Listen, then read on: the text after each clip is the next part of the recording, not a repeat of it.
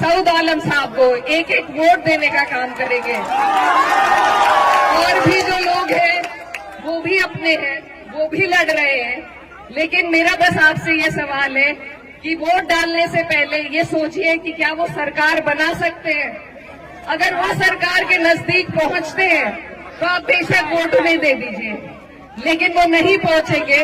उन्हें अगर वोट दिए जाएंगे, बटेंगे अगर हमारे वोट, तो सरकार फिर से भाजपा की बनेगी। और इस बार भाजपा नीतीश जी को मुख्यमंत्री भी नहीं बनाएगी, इस बार वो खुद कब्जा लेगी। तो अब तक जो हालात थे वो बद से बदतर आपके हो जाएंगे। इसलिए आपको पहले ही अपनी सुरक्षा करनी है और उसका जरिया मैंने जैसा आपको बताया सिर्फ वोट का है आपके पास।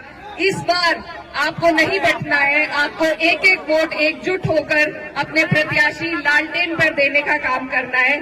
तो इन्हीं बातों के साथ मैं उम्मीद करती हूँ कि बोआखाली की ये जनता, ये गयूर आवाम सही फैसला लेगी, लालटेन का बटन दबाएगी और मौलाना सऊद साहब को यहाँ से जिताने का फिर से काम करेगी। आप सब यहाँ मेरी बात सुनने के लिए इकट्ठा हुए, यहाँ पर दूर दूर से लोग आए, मैं आपका तहे दिल से शुक्रिया अदा करती हूँ।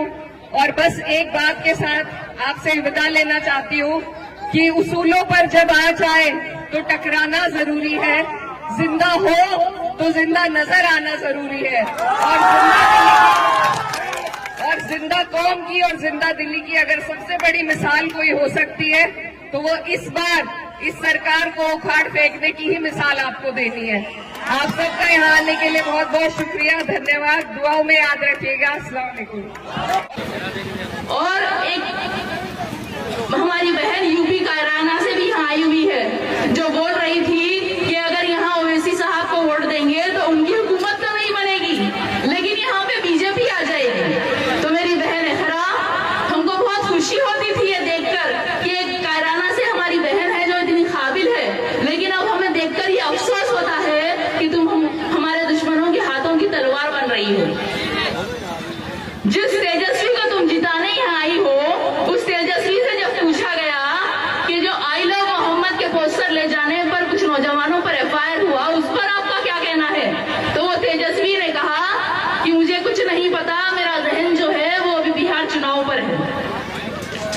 और बहन एहरा, तुम एक मुस्लिम खवातीन हो, तुमको इस चीज का एहसास होगा कि हमारा हिजाब हमारे लिए कितना अजीज है। हमारी शान शौकत, हमारी इज्जत और हमारी हिफाजत करने वाला हमारा ये हिजाब है। और जब इस हिजाब के बारे में तुम्हारे लीडर अखिलेश यादव से यूपी चुनाव से पहले पूछा गया कि हिजाब बैन पर आपका क्या कहना है, तो तुम्हारे लीडर ने कहा कि मुझे कुछ सुनाई नहीं दे रहा। और जब मेरे खायक असदुद्दीन ओवैसी साहब से पूछा गया हिजाब बैन के बारे में, तो उन्होंने कहा कि हिजाब पहनना मुस्लिम लड़कियों का हक है और एक दिन इस मुल्क की प्राइम मिनिस्टर एक हिजाब पहनने वाली लड़की बनेगी इंशाअल्लाह।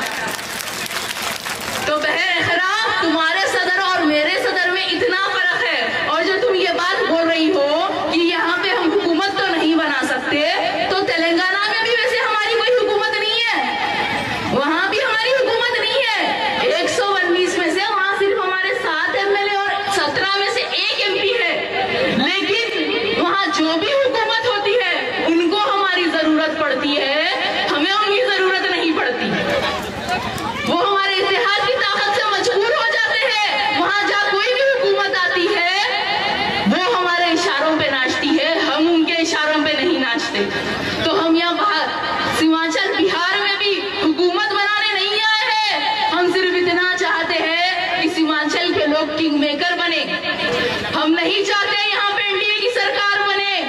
हमारी ख्वाहिश ये है कि 14 तारीख के दिन जब चुनाव के नतीजे आए तो ये महागठबंधन के लोग हमारे दर पर आए, खटखटाकर बोले चलो हमारे साथ पटना, हम मजबूर हैं, अब हम तुमको भी तख्त पर बिठाएंगे।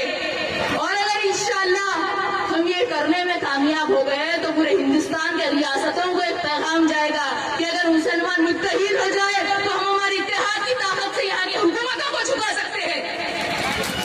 और सिर्फ रियासतों के चुनाव में नहीं, लोकसभा इलेक्शन में भी हम किंग मेकर बन सकते हैं इंशाल्लाह एक दिन। इस बात को जहन में रखिए कि आज नीतीश कुमार के 12 MP और चंद्रा बाबू के 14 MP की तरफ से एनडीए की सरकार है। तो 11 तारीख के दिन मेरी आप तमाम से अपील है, मजलिस के हक में अपना वोट डालकर हमें झुकना नहीं, यहाँ की हुकूमत